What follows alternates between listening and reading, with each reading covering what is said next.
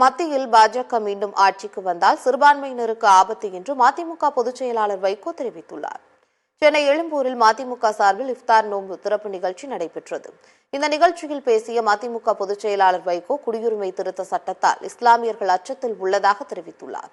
குடியுரிமை திருத்த சட்டத்தின் மூலம் அகதிகளாக வரும் இஸ்லாமியர்களுக்கு குடியுரிமை கிடைக்காது என்பது அவர்களுக்கு இழைக்கப்படும் அநீதி என்று தெரிவித்துள்ளார். பாஜக மீண்டும் ஆட்சிக்கு வந்தால் சிறுபான்மையினருக்கு ஆபத்து ஏற்படும் என்றும் நாட்டின் தலைநகர் டெல்லியில் இருந்து வாரணாசிக்கு மாற்றப்படும் என்றும் தெரிவித்துள்ளார். இப்பொழுது தேர்தல் வந்திருக்கிறது. இப்பொழுது ஆட்சி நடத்தி கொண்டிருக்கக்கூடிய பெரிய மனிதர் ஒருத்தருக்கு மீண்டும் பிரதமர் பதவி கிடைத்தால், மீண்டும் அவர்கள் ஆட்சிக்கு வந்தால் பேராபத்து சிறுபான்மை மக்களுக்கு இருக்கிறது என்பதை நான் ஞாபகப்படுத்துகிறேன். அப்படி ஒரு சட்டத்தை கொண்டு வந்து அதை நிறைவேற்றி விட்டார்கள், பாஸ் பண்ணிட்டாங்க பார்லிமெண்ட்ல. ஓட்டுரிமை கிடையாது. புதிதாக வர்ற குடியேறிய முஸ்லிம்களுக்கு மட்டும் ஓட்டுரிமை கிடையாது.